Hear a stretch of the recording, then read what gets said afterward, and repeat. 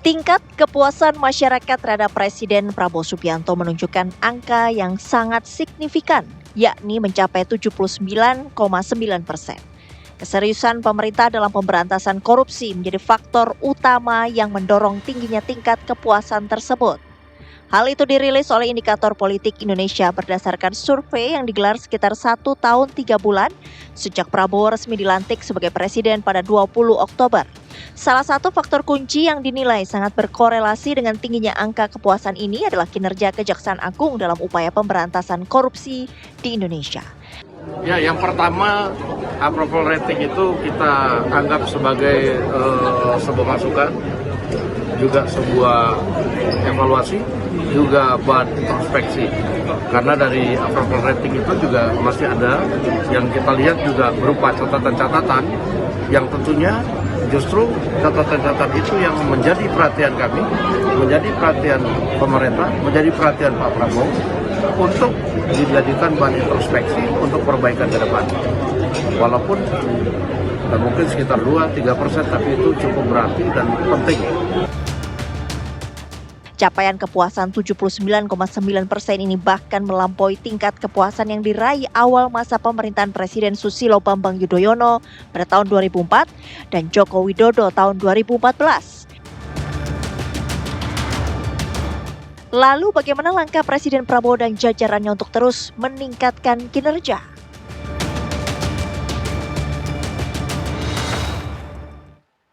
Pemirsa, tingkat kepuasan publik terhadap kinerja dari Presiden Prabowo Subianto mencapai angka yang bisa dibilang sangat signifikan, 79,9%. Ini menjadi rekor baru juga ya kalau kita lihat dari pemerintahan Presiden SBY dan juga Presiden Jokowi di awal pemerintahan, angka yang dimiliki atau didapati oleh Presiden Prabowo Subianto ini begitu tinggi. Apa kemudian alasan kepuasan publik terhadap kinerja Presiden Prabowo Subianto dan bagaimana rencana pemerintah ke depan untuk bisa terus mempertahankan atau bahkan meningkatkan terus angka ini? Malam hari ini kita akan membahasnya bersama dengan sejumlah narasumber yang sudah bergabung di Apa Kabar Indonesia Malam. Ada Bang Sadam Al-Jihad, staf khusus dari KSP. Selamat malam Bang Sadam. Selamat malam. Sehat ya Bang? Malam. Sehat. Terima kasih malam hari ini sudah bergabung di Apa Kabar Indonesia Malam, dan juga bergabung bersama kita ada Pak Ator Subroto, pakar kebijakan publik dari Universitas Indonesia. Selamat malam Pak Ator. Malam. Sehat juga ya Pak ya? Sehat, alhamdulillah. Alhamdulillah. Dan juga akan bergabung bersama kita tentunya di Apa Kabar Indonesia Malam yang akan menjelaskan hasil-hasil survei ini. Ada Prof. Burhanuddin Muhtadi, Direktur Eksekutif Indikator Politik. Selamat malam Prof. Burhan. Malam, apa kabar? Baik Prof. Prof, tentu kita ingin tahu dulu lah dari yang punya hasil survei nih, Indikator Politik 17,5% alasan puas kinerja Prabowo ini menyatakan soal pemberantasan korupsi. Betul begitu Prof? Ada hal lain yang bisa kita bicarakan atau bahas secara detail lagi mengenai penindakan korupsi ini? Iya betul, jadi kita punya pertanyaan mengapa masyarakat puas atau tidak puas. Total kan kita mendapatkan informasi dari survei nasional yang kita gelar pertengahan Januari kemarin, itu 79,9% responden yang terpilih secara random di seluruh Indonesia menyatakan puas. Nah lalu kita gali apa yang membuat mereka puas. Paling banyak menyebut kepuasan terhadap Pak Prabowo karena variabel beliau dianggap cukup sukses memberantas korupsi. Dan yang kedua adalah cukup banyak yang mengaku puas kepada Pak Prabowo karena alasan Pak Prabowo rajin ya membagikan BLT atau bantuan. Okay. Nah itu dua alasan terbanyak yang membuat Pak Prabowo dianggap sukses, terutama di bulan Januari 2026. Oke, Prof, kalau kita lihat juga masih fokus terhadap kondisi pemberantasan korupsi di Indonesia yang angkanya ini kan tertinggi ya, alasan kepuasnya. Ini sepertinya juga sejalan dengan kondisi kepuasan terhadap lembaga penegak hukum yang kaitannya terhadap penindakan korupsi, Prof.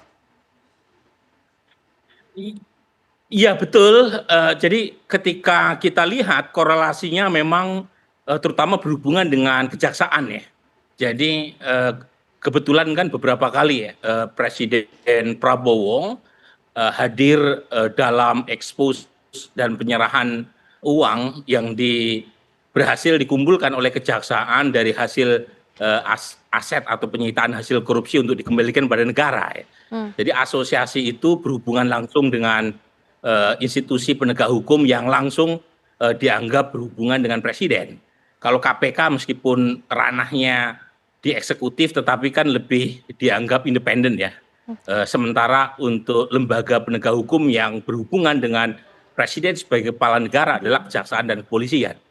Nah kebetulan di antara lembaga-lembaga penegak hukum yang dianggap cukup sukses untuk menegakkan atau memberantas korupsi itu adalah kejaksaan, dan kejaksaan memang dalam survei kali ini kisaran public trust-nya mencapai 79,7%, jadi mirip dengan approval rating Presiden Prabowo.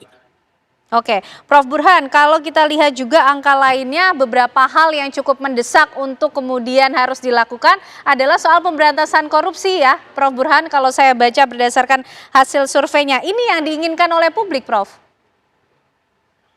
Iya, memang pertama kredit atau rapot biru Presiden Prabowo itu terutama dalam soal pemberantasan korupsi. Tetapi kita juga menyampaikan beberapa hal ya yang saya kira penting untuk dijadikan catatan oleh pemerintah, terutama soal ekonomi. Jadi coba lihat di kalangan warga yang menyatakan kurang puas atau sangat tidak puas terhadap kinerja Pak Prabowo, itu 5 alasan teratas itu isu ekonomi semua itu. Oke. Jadi memang Ken perlu jadi catatan selain rapot biru yang harus dipertahankan karena masyarakat juga mengapresiasi kinerja Presiden Prabowo dalam memberantas korupsi, tetapi penting catatan-catatan berkaitan dengan ekonomi ya itu perlu dibenahi, terutama daya beli masyarakat yang turun ya. Jadi ada slide yang kita rilis kemarin, masyarakat merasa harga-harga barang makin tidak terjangkau, bukan karena inflasi saja, tetapi sebagian karena masyarakat mulai berkurang kan tabungannya. Dan itu ketemu dengan kalau misalnya harga barang naiknya sedikit, tetapi kalau daya beli masyarakat lemah kan otomatis turut terpukul tuh demand publik, dan itu punya efek lanjutan terkait dengan ekonomi. Jadi ada apresiasi positif tentu kita harus berikan pada pemerintah, apalagi kita tahu terutama di kuartal 4 ya Ken, di 2025 kan sudah ada pertumbuhan cukup lumayan, terutama didorong dari government spending ya, naik kurang lebih 40% setahu saya, sehingga mendorong pertumbuhan ekonomi 5,39%. Dan untuk kuartal pertama ini Ken, itu masih ada sentimen terutama berkaitan dengan Ramadan, kemudian Imlek dan Lebaran. Cuma untuk kuartal kedua saya kira Ken, terutama kita tahu ada efisiensi pemerintah termasuk pemotongan TKD. Jadi dari sekarang kita perlu ingatkan pemerintah untuk hati-hati terkait dengan ekonomi, jangan sampai approval presiden yang sudah positif di bulan Januari itu terkoreksi di beberapa bulan mendatang. Oke, baik Prof. Ditahan dulu karena masih cukup banyak hal yang sebetulnya akan dijelaskan oleh Prof. Burhan. Tapi Bang Sadam ini cukup bisa bernafas lega nampaknya Presiden ataupun juga pemerintah melihat rapor biru kalau kata Prof. Burhan. Dari hasil survei yang ada 79,9%, termasuk juga masyarakat banyak puas terhadap penindakan korupsi yang dilakukan oleh Presiden. Ya paling tidak dalam 1 tahun ini ya kalau kita bicara soal penindakan hukum yang tegas, kita juga melihat tadi ya dari awal pernah Pak Presiden menerbitkan soal penertiban kawasan hutan ya. Apalagi tadi kalau berbicara soal ternyata approval ratingnya bukan hanya Pak Presiden, ternyata kejaksaan pun itu tinggi, berarti kan di situ ada bagian Satgas PKH yang kemudian terlibat dalam penindakan hukum dengan ketegasan. Kita bisa melihat juga bahwa ternyata kejaksaan itu per 1 tahun kemarin itu sebesar 24,7 triliun yang sudah diselamatkan uangnya untuk kemudian dikembalikan ke negara.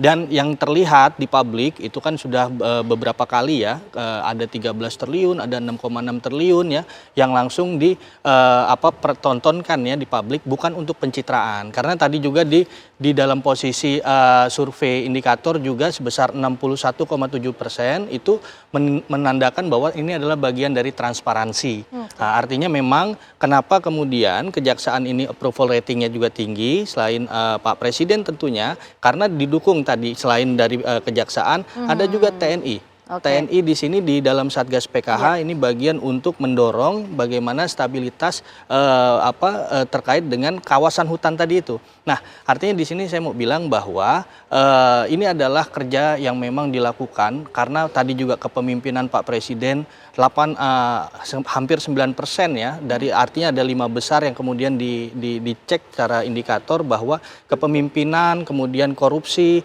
ini menjadi faktor-faktor pemberantasan korupsi, faktor-faktor bagaimana masyarakat melihat kepuasan di situ. Yang kedua, tapi walaupun ada kepuasan tetap ada PR-PR. Nah, ini yang memang harus kita koreksi dan juga evaluasi. Kita masyarakat puas, tapi pemerintah juga harus tetap memperbaiki apa yang dilakukan dalam 1 tahun ke depan. Karena target, misalkan saya ambil contoh tadi kalau misalkan berbicara soal pemberantasan korupsi, Satgas PKH itu dalam 1 tahun ke depan itu targetnya 142,2 triliun yang memang bisa dikembalikan uangnya ke negara. Artinya disinilah bahwa keyakinan Pak Presiden, keyakinan kejaksaan, keyakinan tadi Satgas PKH untuk kembali mengembalikan uang dari kebocoran-kebocoran anggaran itu kepada masyarakat, supaya dari anggaran itu yang bocor kemudian bisa diefektifkan dengan program-program yang bagus. Ada 11% kemudian masyarakat melihat secara kepuasan dari sisi program. Nah, artinya memang ini ada awareness dari masyarakat terkait dengan program. Saya ambil contoh MBG. MBG 72,8% yang disampaikan. Artinya di sini pun ini menjadi hal yang menarik. Kemudian dari 72,8% ada faktor Gen Z dan milenial di sana yang ternyata menjadi favoritnya MBG juga. Gitu. Artinya di sini ada kepuasan, tapi koreksinya adalah ternyata MBG secara tindak potensi korupsinya tinggi. Betul, itu yang kemudian disampaikan dalam data. Ada 33,8% MBG itu tidak begitu yakin kalau tidak ada korupsi, tapi 61,7% ini potensi korupsinya ada. Nah, sehingga kita berkaca dari 1 tahun kemarin, artinya 17 bulan ini, bahwa pemerintah sangat awareness terhadap tindak pemberantasan korupsi. Di sektor manapun. Sektor manapun, baik itu tadi bahkan dari Satgas PKH, Pak Presiden tidak melihat ini perusahaan mana, temannya, konconya, segala macam, tidak ada koncoisme di sana. Tapi dalam posisi ini ya kita bisa melihat juga MBG pun sama, tidak ada koncoisme di sana. Bahkan BUMN pun kemarin Pak Presiden ketika di rakor pemerintah pusat dan daerah menegaskan bahwa di sana walaupun sudah selesai kepemimpinan BUMN ya tetap ketika memang harus bertanggung jawab. Dan itulah artinya apa? Artinya pertanggungjawaban itu melekat walaupun ini sudah selesai masa kepemimpinan dari tadi ya BUMN dan sebagainya. Jadi harapannya angka 79,9% ini tidak membuat Presiden dan pemerintah terlena, tapi justru semakin garang memberantas korupsi, begitu ya? Kalau bisa dari 79,9% jadi 100%. Nah, itu yang kita harapkan. Tapi dijawabnya nanti, Bang Sadam. Ditahan dulu, kita nanti ingin tahu plannya seperti apa. Tapi Pak Ator, apakah yang sudah dilakukan oleh Presiden dan pemerintah ini on the right track? Begitu kebijakan, program prioritas nasional, semuanya sudah berjalan baik sehingga masyarakat puas. Apalagi kita bicara soal korupsi, meskipun masyarakat masih mempertanyakan, apakah betul program-program prioritas Presiden bebas dari korupsi? Ya, saya kira beberapa hal yang perlu diberikan catatan. Saya kira kita sangat bersyukur ya ketika ada survei yang kepuasan publiknya itu tinggi kepada Presiden, kepada Kejaksaan dan kepada institusi pemerintah yang lain. Tapi kalau di universitas itu kan masih B+ ya, belum A- gitu, paling tidak. A- 80 ya, ya 80 ke atas. Jadi saya kira ini satu berita bagus dan satu kondisi yang sangat relevan dengan sekarang, karena saya kira dalam banyak kasus di kita pelibatan publik itu cukup besar dalam hal ini. Misalkan terkait dengan korupsi tadi ya, banyak melibatkan informasi-informasi yang didapatkan dari masyarakat misalkan untuk melaporkan dan lain sebagainya. Saya kira itu bentuk-bentuk partisipasi publik yang selama ini memang ditampung gitu ya, ditampung oleh pemerintahan sekarang.